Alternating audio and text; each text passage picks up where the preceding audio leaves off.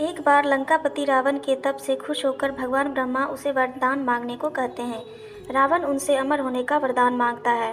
ब्रह्मा जी उसे अमर होने के अलावा कोई दूसरा वरदान मांगने को कहते हैं। रावण वरदान में मांगता है कि मुझे सुर, असुर, पिशाच, नाग, किन्नर या अप्सरा कोई भी न मार सके। रावण मनुष्य द्वारा न मारे जाने के बारे में नहीं बोलता है, क्योंकि वह मनुष्य को तिनके के समान समझता था। वरदान पाने के बाद रावण हर तरफ तबाही मचाना शुरू कर देता है। एक दिन वह दंडकारण्य नामक जगह पहुंचता है, जहां ऋषि मुनियों का निवास था। रावण को ऋषि मुनियों को मारना उचित नहीं लगा, लेकिन वो उन ऋषि मुनियों के रक्त को एक कमंडल में भरकर साथ ले आता है। वह कमंडल गृत्समद ऋषि का था, जो पुत्री की लालसा में माता लक्ष्मी से प्रार्थना करते थे कि वह उनके घर पुत्री के रूप में जन्म ले।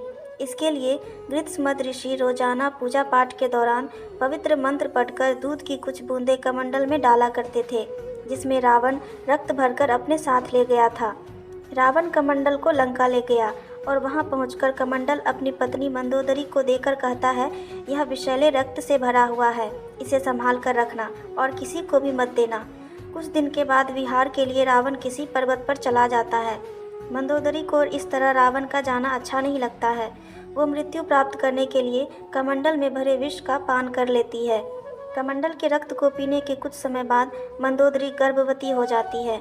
गर्भवती होने के बाद मंदोदरी घबरा जाती है कि महल में मौजूद अन्य लोग उसके बारे में क्या सोचेंगे।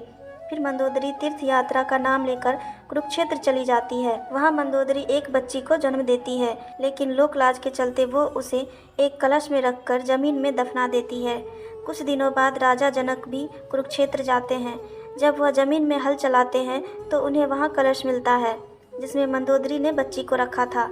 बच्ची को कलश से निकालते ही आसमान से फूलों की वर्षा होने लगती है और साथ में आकाशवाणी भी होती है। आकाशवाणी में राजा जनक द्वारा उस कन्या के लालन पालन की बात कही जाती है।